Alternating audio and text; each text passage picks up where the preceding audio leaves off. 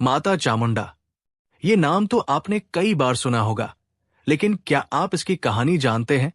आप में से ज्यादातर लोग नहीं जानते, इसलिए अब मैं आपको बताने जा रहा हूं। माता चंडिका की कथा हिंदू धर्म की देवी दुर्गा के उग्र और विनाशकारी रूप को समर्पित है।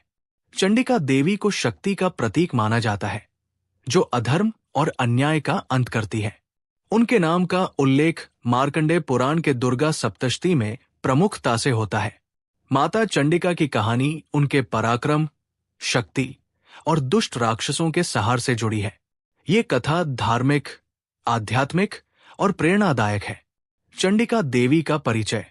माता चंडिका देवी दुर्गा का उग्र और विकराल रूप है।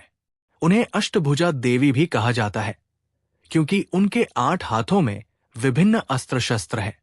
उनका स्वरूप दुष्टों का विनाश करने वाला और धर्म की रक्षा करने वाला है।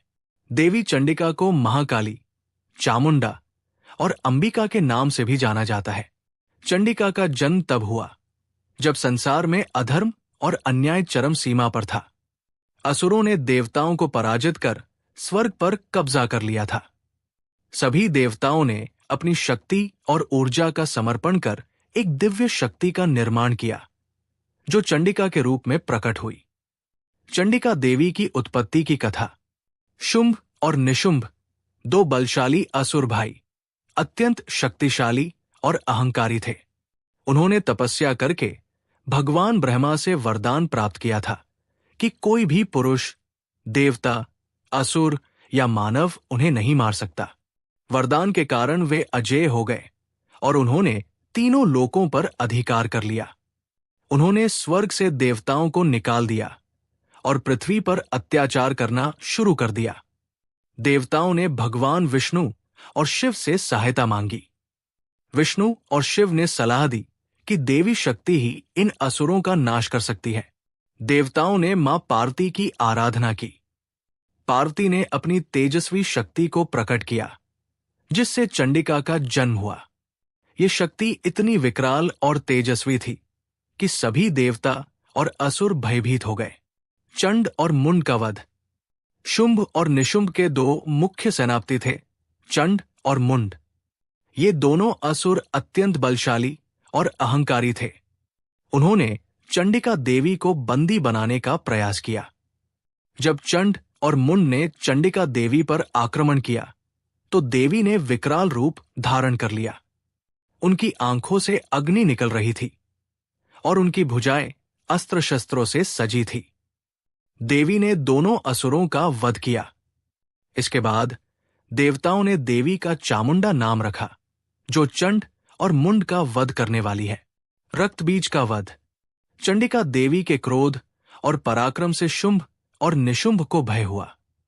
उन्होंने अपनी पूरी सेना को देवी पर आक्रमण करने के लिए भेजा। सेना का नेतृत्व रक्तबीज नामक असुर ने किया। रक्तबीज का वरदान था कि उसकी हर रक्त की बूंद से नया रक्तबीज उत्पन्न हो जाएगा।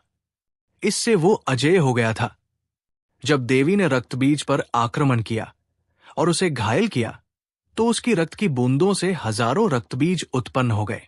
देवी ने इस समस्या का समाधान खोजते हुए महाकाली का रूप धारण किया। महाकाली ने रक्तबीज के खून को अपनी जीभ से पी लिया, जिससे उसकी बूंदें धरती पर नहीं गिरी। अंततः उन्होंने रक्तबीज का वध कर दिया। शुंभ और निशुंभ का वध। रक्तबीज के मारे जाने के बाद शुंभ और निशुंभ स्वयं युद्ध के लिए आए। वे अत्यंत बलशाली और अजेय थे। शुंभ ने देवी से कहा, तुम्हारी शक्ति अकेले हमारी शक्ति के सामने कुछ नहीं है।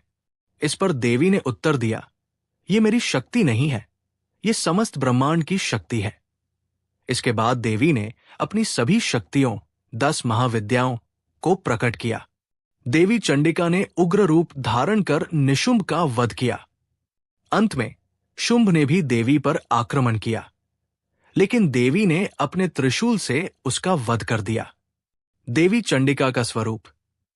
माता चंडिका का स्वरूप भयानक और दिव्य है। 1.